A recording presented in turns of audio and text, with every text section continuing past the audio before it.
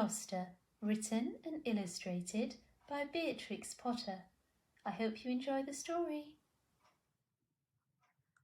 In the time of swords and periwigs and full-skirted coats with flowered lappets, when gentlemen wore ruffles and gold-laced waistcoats of paduasoy and taffeta, there lived a tailor in Gloucester.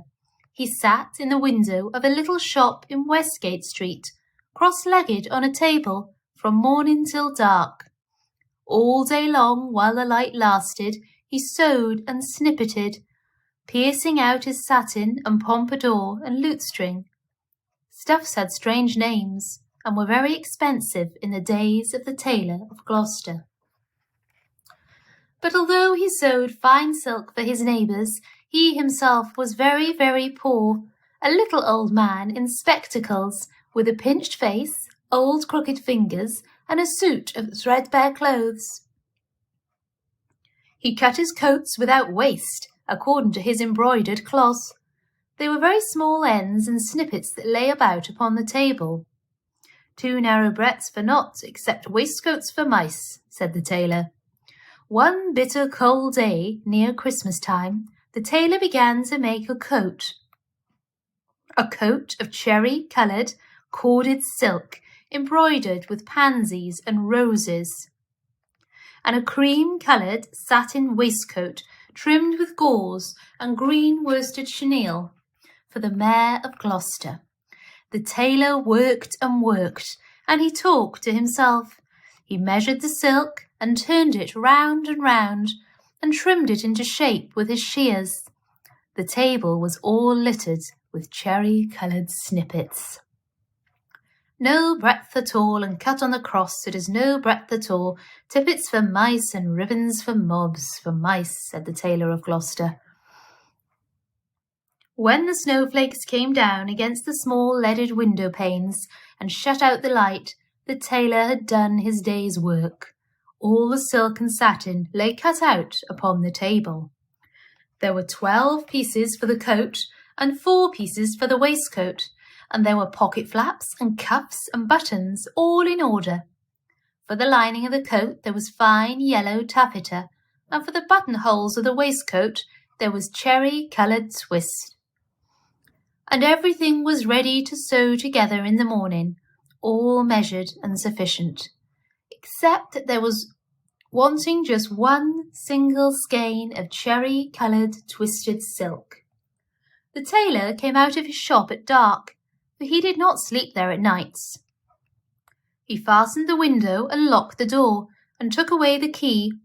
No one lived there at night but little brown mice, and they ran in and out without any keys. For behind the wooden wainscots of the old houses in Gloucester there are little mouse staircases and secret trap-doors, and the mice run from house to house through those long narrow passages. They can run all over the town without going into the streets. But the tailor came out of his shop and shuffled home through the snow. He lived quite nearby in College Court, next the doorway to College Green. And although it was not a big house, the tailor was so poor he only rented the kitchen. He lived alone with his cat. It was called Simpkin. Now all day long, while the tailor was out at work, Simpkin kept house by himself, and he also was fond of the mice, though he gave them no satin for coats. "Meow," said the cat when the tailor opened the door. "Meow." The tailor replied, "Simpkin, we shall make our fortune, but I am worn to a ravelling. Take this groat, which is our last 4pence, and Simpkin, take a china pipkin, buy a pennyworth of bread, a pennyworth of milk, and a pennyworth of sausages. And, oh, Simpkin, with the last penny of our 4pence, buy me 1 pennyworth of cherry-coloured silk. But do not lose the last penny of the 4pence, Simpkin, or I am undone and worn to a thread paper, for I have no more twist." Then Simpkin again said, "Meow," and took the grout and the pipkin and went out into the dark. The tailor was very tired and beginning to be ill. He sat down by the hearth and talked to himself about that wonderful coat. I shall make my fortune to be cut bias. The Mayor of Gloucester is to be married on Christmas Day in the morning, and he has ordered a coat and an embroidered waistcoat to be lined with yellow taffeta. And the taffeta sufficeth. There is no more left over in snippets than will serve to make tippets for mice. Then the tailor started, for suddenly, interrupting him, from the dresser at the other side of the kitchen came a number of little noises.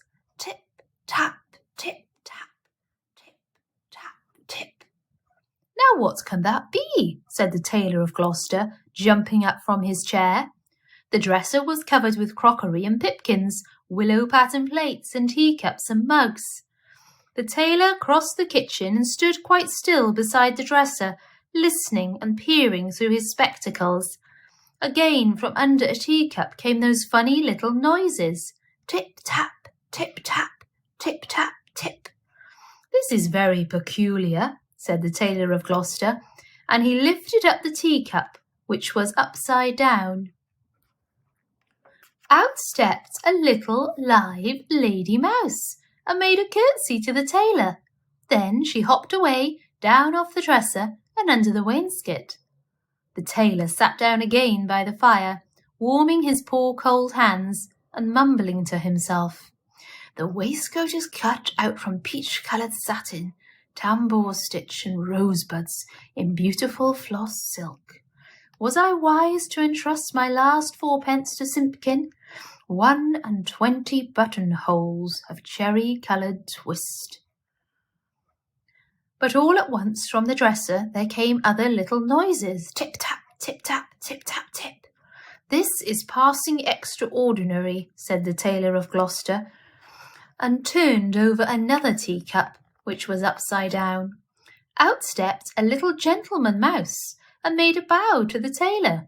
And then from all over the dresser came a chorus of little tappings, all sounding together and answering one another, like watch beetles in an old worm-eaten window shutter.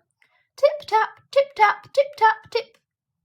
And out from under teacups and from under bowls and basins stepped other and more little mice, who hopped away down off the dresser and under the wainscot.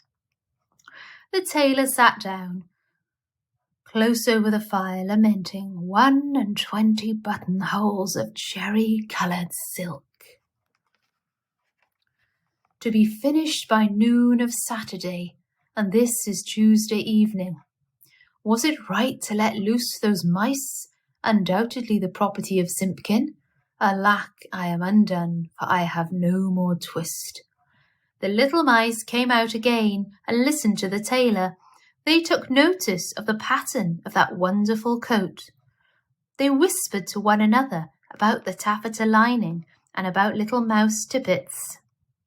And then, all at once, they all ran away together, down the passage behind the wainscot, squeaking and calling to one another, as they ran from house to house, and not one mouse was left in the tailor's kitchen when Simpkin came back with a pipkin of milk.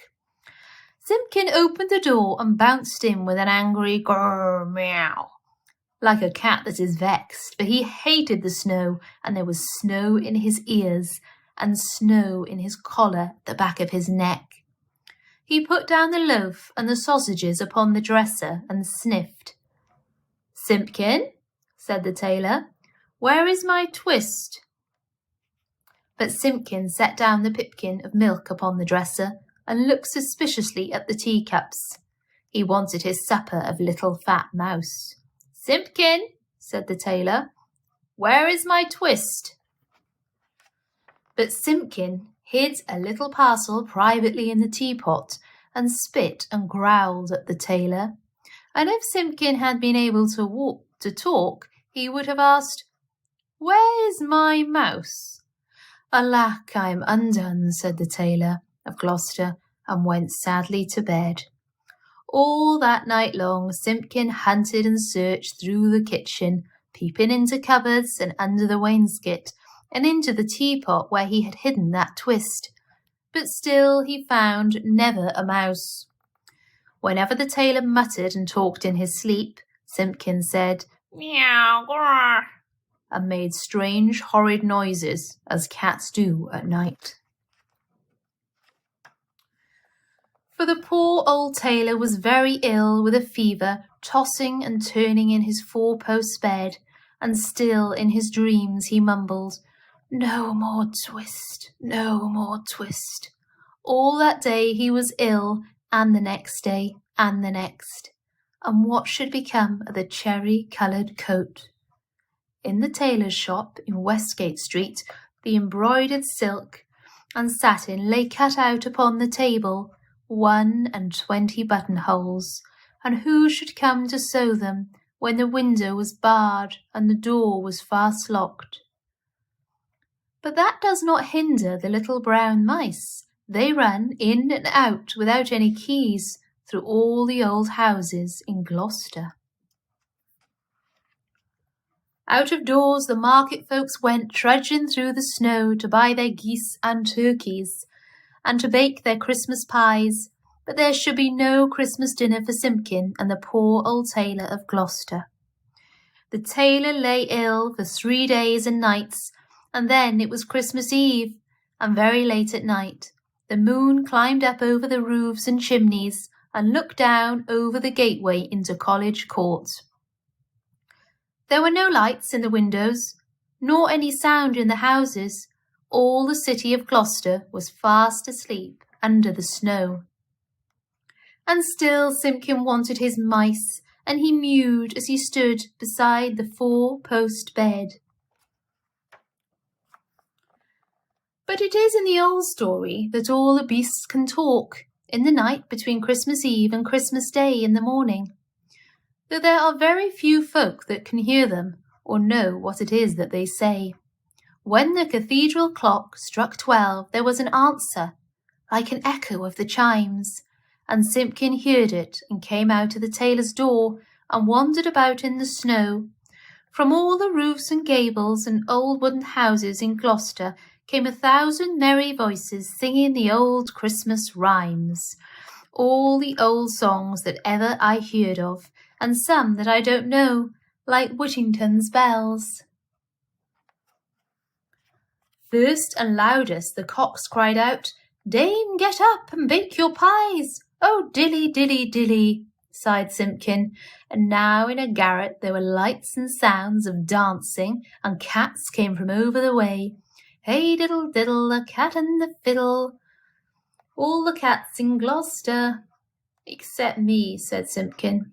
Under the wooden eaves the starlings and sparrows sang of Christmas pies.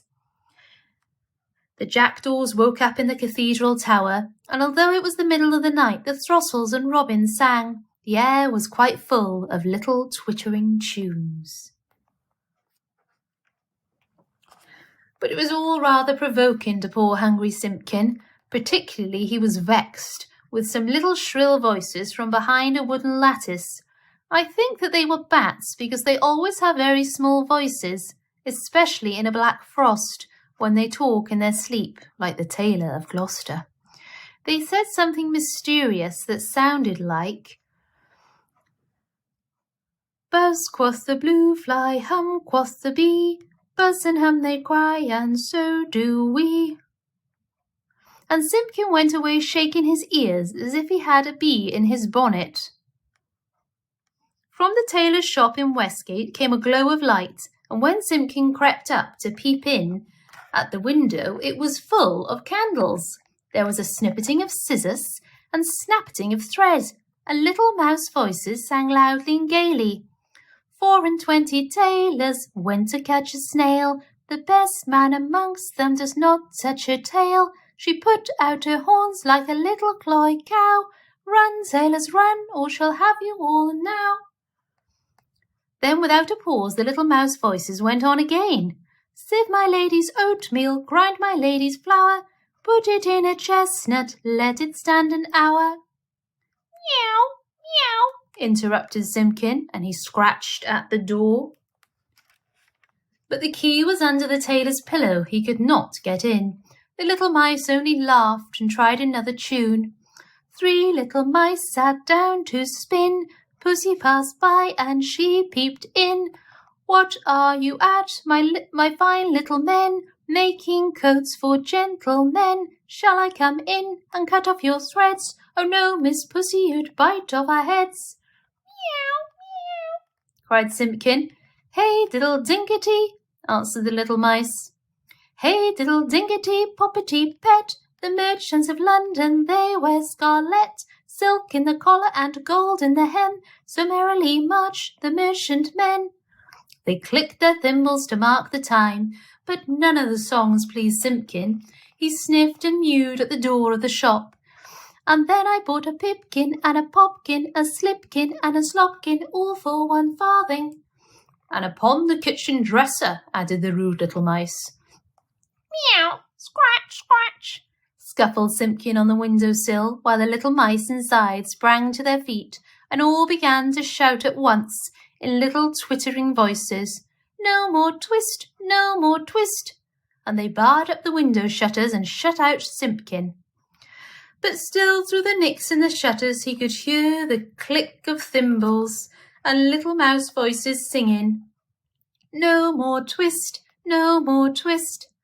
Simpkin came away from the shop and went home, considering in his mind. He found the poor old tailor without fever, sleeping peacefully. Then Simpkin went on tiptoe and took a little parcel of silk out of the teapot and looked at it in the moonlight. And he felt quite ashamed of his badness compared with those good little mice. When the tailor awoke in the morning, the first thing which he saw upon the patchwork quilt was a skein of cherry-coloured twisted silk, and beside his bed stood the repentant Simpkin. Alack, I am worn to a ravelling, said the Tailor of Gloucester, but I have my twist. The sun was shining on the snow when the tailor got up and dressed and came out into the street, with Simpkin running before him. The starlings whistled on the chimney stacks, and the throstles and robins sang. But they sang their own little noises, not the words they had sung in the night. Alack, said the tailor, I have my twist, but no more strength nor time than will serve to make me 1 single buttonhole, for this is Christmas Day in the morning. The Mayor of Gloucester shall be married by noon. And where is his cherry-coloured coat? He unlocked the door of the little shop in Westgate Street, and Simpkin ran in, like a cat that expects something. But there was no one there, not even 1 little brown mouse. The boards were swept and clean, the little ends of threads and the little silk snippets were all tidied away and gone from off the floor. But upon the table, oh joy, the tailor gave a shout. There, where he had left plain cuttings of silk, there lay the most beautifulest coat and embroidered satin waistcoat that ever were worn by a Mayor of Gloucester. There were roses and pansies upon the facings of the coat, and the waistcoat was worked with poppies and cornflowers. Everything was finished except just 1 single cherry-coloured buttonhole, and where that buttonhole was wanting, there was pinned a scrap of paper with these words in little teeny-weeny writing, No more twist. And from then began the luck of the Tailor of Gloucester. He grew quite stout, and he grew quite rich. He made the most wonderful waistcoats for all the rich merchants of Gloucester, and for all the fine gentlemen of the country round. Never was seen such ruffles, or such embroidered cuffs and lappets, but his buttonholes were the greatest triumph of it all. The stitches of those buttonholes were so neat, so neat. I wonder how they could be stitched by an old man in spectacles, with crooked old fingers and a tailor's thimble. The stitches of those buttonholes were so small, they looked as if they had been made by little mice. The end. Thank you for watching, and I hope you like the video.